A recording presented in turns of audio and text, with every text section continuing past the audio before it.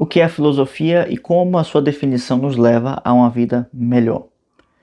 Bom, nesse vídeo eu vou tratar aqui um pouco sobre o entendimento do que é a filosofia nos primórdios da civilização ocidental, tratando mais ou menos como os gregos iriam tratar, né? E tomando como base sempre os diálogos platônicos, que tem como referência Sócrates e algumas outras personalidades de grande envergadura, né? Então, a princípio, a definição de filosofia está relacionada com filo e sofia, né? São duas palavras, então filosofia é uma palavra composta, né? Uma palavra dupla, que filo vai estar relacionada com amor, vai estar relacionada com amizade, com interesse e tudo que, de certa forma, exerce em nós uma certa atração, certo? Ou seja, assim como a gravidade atrai os corpos, esse filo nos atrai para certas coisas. E geralmente pode estar relacionado tanto com coisas mais concretas como com elementos mais abstratos. E Sofia está relacionada com sabedoria. Há algumas colocações, algumas diferenciações em relação ao termo do Sófos, né? Sófos, aquele que sabe, Sofia sendo a sabedoria em si, como se a sabedoria tivesse uma característica de uma certa divindade. Então a Sofia toma aí como se fosse uma personificação alta, elevada do que é a sabedoria. E o que é a sabedoria? Né? Uma vez que amor, né, interesse ou busca pela sabedoria é justamente o que significa filosofia. Então, se a filosofia busca sabedoria, precisamos entender o que é sabedoria. A sabedoria não tem uma definição exata, uma vez que você tem diversas pessoas trazendo diversos contextos, diversos elementos, mas geralmente se associa com um domínio intelectual muito grande e uma experiência acumulada muito grande. Aí é um ponto importante, porque acumular informações nós conseguimos fazer até com relativa velocidade, né? Hoje mais rápido ainda, porque você tem muito acesso à informação e você pode sempre estimular isso graças à internet e o acesso a obras que antes eram muito mais difíceis de se fazer. Mas a sabedoria é um consenso entender que não é algo que se é adquirido através das informações, mas sim necessita de uma certa maturação disso. Ou seja, conforme o tempo vai passando, é necessário que se estruture essas informações de um sentido mais, vou colocar aqui, mais útil, né? Útil como a representação daquilo que é bom, mas não é no sentido de ser útil, né?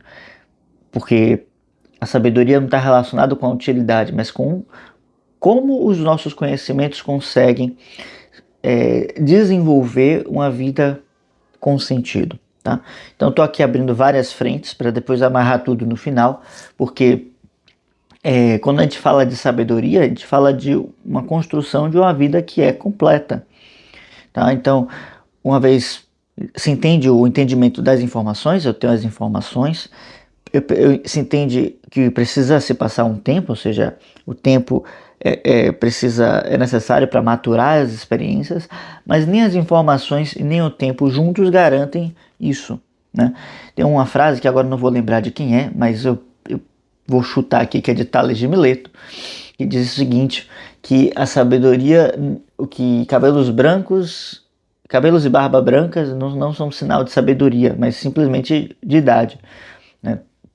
E indo na mesma toada dessa reflexão, ou dessa frase, né, Shakespeare coloca na boca, né, do seu bobo da corte, no Rei Lear, dizendo assim: pobre Rei Lear que envelheceu antes de ficar sábio. Então, tornar-se sábio não é uma construção passiva. O tempo vai passar, muitas coisas vão mudar, mas você só muda para melhor, você só cresce, você só se torna mais sábio se você realiza uma construção que é intencional, tá? Então, essa construção intencional precisa de certos meios, de certas certos balizadores, porque precisamos entender para onde estamos indo, né? Queremos construir alguma coisa. O que é que nós precisamos para construir alguma coisa? Precisamos de um plano, de um projeto, de um desenho, né? Se temos um projeto, se temos uma direção para seguir, precisamos de quê? De um mapa para saber o que vamos encontrar pelo caminho, né? Então, esse mapa da sabedoria, esse projeto, é necessário para a gente saber para onde nós vamos, né? Quando Platão traz o bem como uma metáfora e um símbolo, ele simboliza através do sol. E o sol é justamente essa força, essa representação máxima da sabedoria, como esse ser completo, que é o responsável por gerar toda a vida. De alguma maneira, Platão já sabia disso, né? Embora certamente não deveria ter acesso a certos conhecimentos relacionados à fotossíntese ou algo do tipo. Mas ele sabia que o Sol tinha alguma influência na vida de forma direta. Então, esse bem como uma imagem, como algo que está sempre no alto, sempre distante até, e também como algo que orienta a vida do que está abaixo, é algo que Platão diz que é necessário para se buscar, que é necessário para se alcançar e se almejar, que a boa vida só é alcançada quando se tem como horizonte, como meta, como finalidade esse padrão elevado, esse elemento alto. Então, se você está gostando desse vídeo, eu peço que você deixe um like aqui no canal, se inscreva, por favor. E aqui na revista Polis a gente trabalha muito essa visão da sabedoria e da filosofia como algo que deve ser almejado, e também um desenvolvimento cultural necessário para se compreender o que estamos colocando em termos de sabedoria, em termos de filosofia. Então, se você se interessa por esses assuntos, já se inscreve aí no canal.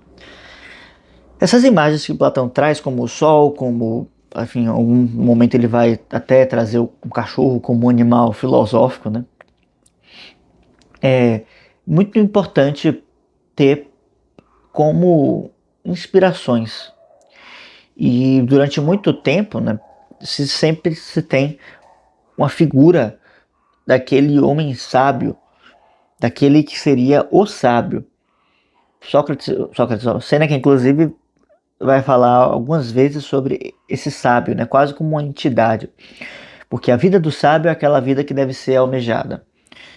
E para os antigos, né, aquele que melhor representa isso é justamente Sócrates. Sócrates, aquele que não escreveu nenhum livro, aquele que provavelmente era analfabeto, aquele que a maior busca filosófica dele era se conhecer. Uma vez que ele afirma isso várias e várias vezes, constantemente, né, nos diálogos, onde ele diz que não pode empreender buscas mais importantes ou até menos importantes, porque ele ainda não se conhece. Se ele não se conhece, ele não conseguiria entender nada.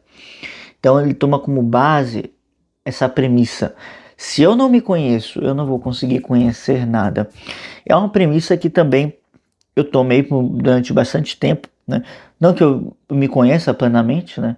Porque conhecer-se já é um procedimento ou um trabalho longo, né? Que envolve muitas experiências e, enfim, né? Não é algo que se conquista facilmente.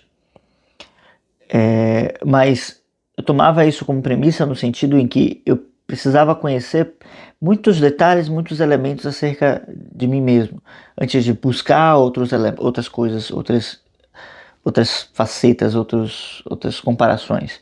Depois de se ter uma certa consistência naquilo que você adquire de resultados, em termos daquilo de como você funciona, quais são aquilo que você gosta, os seus interesses, isso vai ficando mais fácil de ser percebido e você até consegue encontrar uma série de analogias com aquilo que você estuda no mundo exterior. Então, se você lê uma obra sobre alguma figura histórica, ou se você lê alguma obra de literatura, você vai conseguir fazer paralelos consigo mesmo, você vai conseguir se conhecer melhor através disso. Então, o mundo como esse grande espelho, né, como esse grande depósito, né, esse grande arsenal de símbolos monstruário, né, essa grande galeria de símbolos, ele está aí como elementos que nos ajudam a nos conhecermos. Essa galeria de símbolos nos mostra o que tem dentro de nós também, tá? Então, aprender a ler os símbolos da natureza é um elemento que possibilita, né, que traz como necessário a construção filosófica de si mesmo, né? Por que construção filosófica? Porque construção filosófica porque eu vou tratar de conhecer integralmente, né? Porque a filosofia busca a sabedoria é a construção integral, o conhecimento integral, né? De si mesmo, de todas as coisas, enfim, de tudo aquilo que corresponde à natureza espiritual do ser humano. Então, um autoconhecimento filosófico é um conhecimento que leva em conta aquilo que você tem de qualidades e aquilo que se tem de defeitos, de vícios, e como eles vão ambos colaborarem na construção de si, como um projeto que precisa ser terminado. Porque não envolve, por exemplo, conhecer tecnicamente alguma coisa, né? Caso um jogador de futebol, né, que estamos na época, conhecer tecnicamente a sua jogada, sua habilidade, o seu desempenho em campo, né? Isso serve para uma atividade específica e até, né, poderia dizer que elementos indiretos influenciam bastante nesse resultado também, né? Então lá que não são treinados, né, no procedimento de preparação para o futebol, né? Mas enfim, então o conhecimento integral de si é algo que se constrói ativamente, tá?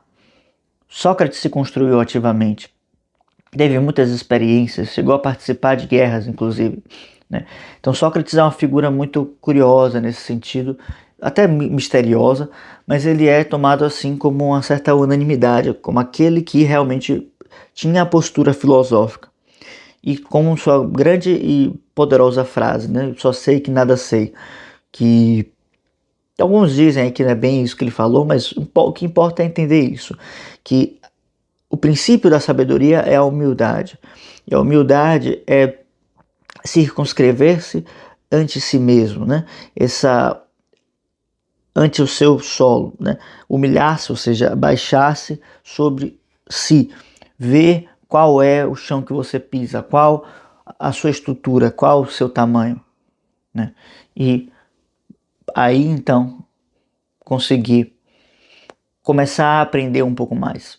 Porque quando ele fala que sabe que nada sabe, não é porque ele não sabe de nada, mas quanto mais ele sabe, mais ele percebe que tem mais coisas que ele precisa conhecer e saber efetivamente. Mas que ele não vai conseguir, talvez, alcançar tudo isso nessa vida, né? Então, o sábio é aquele que conhece os limites do seu conhecimento e até onde ele pode chegar com ele, tá? Então, do ponto de vista da tradição ocidental e até do Oriente, a construção filosófica vai nos levar ao sábio, que é esse que é um modelo daquilo que o ser humano é capaz de construção, né, mental, de projeção mental. É curioso que todo sábio ele é conhecido por realizar grandes façanhas, ou por ter muitos discípulos, ou por ter feito grandes feitos, né? E quando falo grandes feitos é no sentido humano da coisa, né? Então é alguém que tem um grande domínio das suas emoções, é alguém que consegue estruturar uma série de projetos que tem como finalidade o melhoramento humano, né, o desempenho humano, o que consegue unificar pessoas em torno de uma ideia que não é uma ideia de vingança, não é uma ideia de revanche, mas uma ideia de unidade. Então, o sábio, ele tem grandes feitos, ele é capaz de deixar uma marca na história, e essa marca é sempre uma marca de coesão, de união e de melhorias, né? Não quer dizer que ele seja perfeito, nada disso, mas que ele vai conseguir sempre qualificar as suas ações. Vai errar, obviamente, mas ele vai continuar construindo uma um, vai continuar construindo uma vida com esse propósito, voltado para esse projeto, tá bem? Então, acho que por hoje é isso, vamos ficando por aqui. Caso você tenha gostado desse vídeo, eu peço novamente seu like, a sua inscrição no canal e deixa um comentário aqui para qualquer coisa que não tenha ficado claro, tá bem? É isso, até mais, tchau, tchau.